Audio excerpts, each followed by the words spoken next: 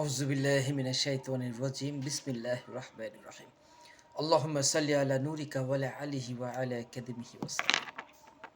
গত পর্বে এখান থেকে শেষ করেছিলাম, পরবর্তী এখান থেকে শুরু করছি। খেলাফতের পরে চক্রে মাওলা আলীকে ক্ষমতা বসানো হইল। মাওলা আলী আলাইহিস সালামের শাসনকালে তিনি বিদ্রোহ দমন করিতে ব্যস্ত ছিলেন। অবশেষে গুপ্তঘাতকের হাতে আক্রান্ত হইয়া শাহাদত বরণ করিলেন।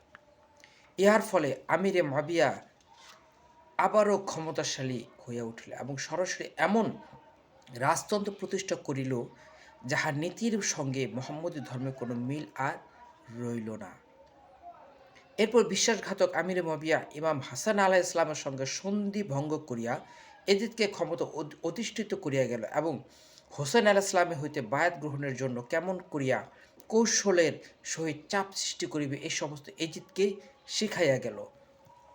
মাওলাইয়াতের এমন সরাসরিভাবে রাজতন্ত্রের অনুগত গ্রহণ করিতে বাধ্য করা হইতেছে। ইমাম হুসেন আলাইহিস সালামের আশ্রয় আর রহিল না। কারবালাতে আত্মহুতি দিয়া অন্যায় শক্তির বিরুদ্ধে মহানতম আদর্শ প্রতিষ্ঠা করিয়া যাওয়া ছাড়া আর কোনো উপায় আর রইল না। মাওলা জীবন দিলেন, কিন্তু মিথ্যার নিকট অনুগত গ্রহণ করিলেন না। এমন হইতে মোহাম্মদী ধর্মে বিশ্বাসী মুমিনগণ সরাসরিভাবে রাষ্ট্রীয় দুশ্মন রূপে চিহ্নিত হইয়া রইলেন। মাওলায়াতে জাহের এবং বাতেন উভয় ক্ষমতার অধিষ্ঠিত রাষ্ট্র কর্তৃক অস্বীকৃত হইল। তাই ইমাম হুসেন আলাইহিস সালামের পুত্র ইমাম জয়নুল আবিদিন আলাইহিস সালাম রাষ্ট্রীয় সকল ব্যাপার হইতে সরিয়া গেলেন। জনমতে মাওলায়াতের ক্ষেত্রে প্রস্তুত করিবার কাজে অধিক মনোযোগ গ্রহণ দিলেন। ইতিহাসে ব্যক্ত করা আমাদের উদ্দেশ্য নহে, তাই অতি সংক্ষেপে দু চারটা কথা পেশ করিলাম মাত্র। এখন আমরা আবার মূল ধারা ফিরিয়া যাই। মাওলাইয়াতের অভিষেক ক্রিয়া সম্পন্ন হয় চলতি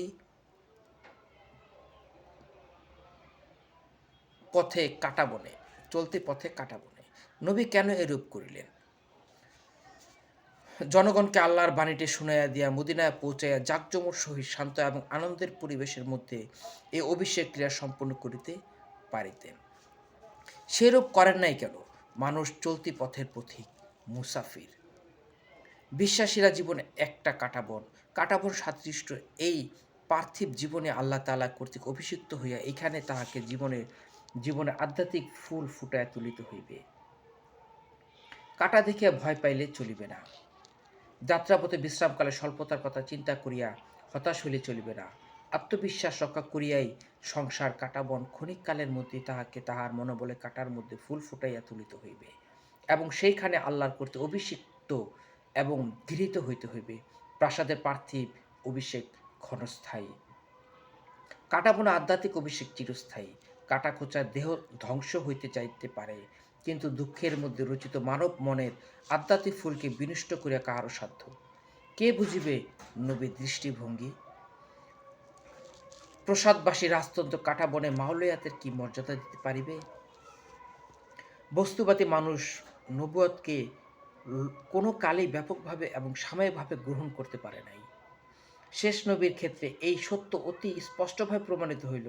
রাষ্ট্রীয় বিধান হিসাবে লোকের রাসূল করিম সাল্লাল্লাহু আলাইহি ওয়াসাল্লামের দেওয়া মাওলায়াতে গ্রহণ না করে সেই স্থলে মানুষের রচিত খেলাফতকে অধিক পছন্দ করিল।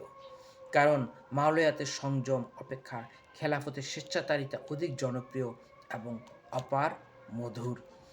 মুসলমানদের ধর্মীয় ইতিহাসের কেন্দ্রবিন্দু হইল মাওলাইয়া, যাহার উপরে মুসলমানগণ দুইভাবে বিভক্ত হইয়া গিয়েছিল। শাসন পদ্ধতিতে দুটি ধারা, বস্তুবাদী এবং আধ্যাত্মিকবাদী। এই দুই দৃষ্টিভঙ্গির উপর ভিত্তি করিয়া এখানে হইতে মুসলমানগণ দুইটি বিরোধী তাঁবুতে বিভক্ত হইয়া পড়িল। তৃতীয় খলিফা নিহত হওয়ার ঘটনার প্রেক্ষিতে যদিও মাওলায়াত প্রতিষ্ঠার সম্ভাবনা এবং সুযোগ আসিয়াছিল, কিন্তু দীর্ঘ 24 বছরের ব্যতিক্রম অভ্যাসের কারণে পরিণামে জনসমর্থন কমিয়া গেল। মাওলাইয়া সিফিনে পরাজিত না হইয়াও পরাজিত হইল এবং কারবালা সমাধিস্থ হইল। মাওলাইয়াত পরিচালনা করিবার জন্য নেতার অস্তিত্ব বাকি রহিল বটে, কিন্তু জনসমর্থনের অভাবে অবশেষে আনুমানিক 273 হিজরি সনে শেষ নেতা গায়েব হইয়া গেলেন অনির্দিষ্টকালের জন্য।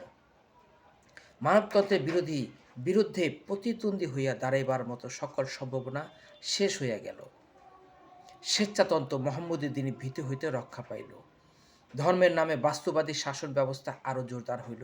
অবশ্য ধর্মকে হাতিয়ার রূপে ব্যবহারের জন্য শাসক গোষ্ঠীর একেবারে ধর্মদ্রোহী হইলে চলে না। তাহাদিগকে ধর্ম মানিয়া চলিতে হইবে, যদিও ইহা হইতে তাহাদের মতামত রচিত ধর্ম।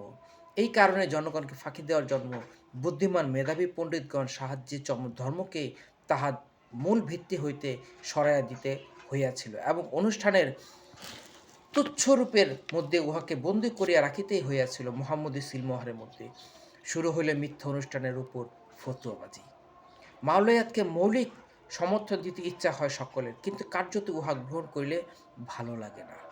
এই জন্য মুসলিম সমাজ আজও আলী আলাইহিসসালামকে ভালোবাসে, কারবালা ঘটনাকে ব্যতিতন্তরে স্মরণ করে, কিন্তু মাওলায়াত এর চর্চা ত্যাগ করিতেছে। ফলত গাদিরে খুম কথাটি উল্লেখ পর্যন্ত সমাজে অধিক শুনিতে পাওয়া যায় না, কারণ ইহা শুনিলে মানুষ আহলে বায়াতের দিকে ধাবিত হবে। ধন্যবাদ পাঠক, আজকে এই পর্যন্তই। ভালো থাকেন, সুস্থ থাকেন সবাই। আসসালামু আলাইকুম রহমতুল্লাহ।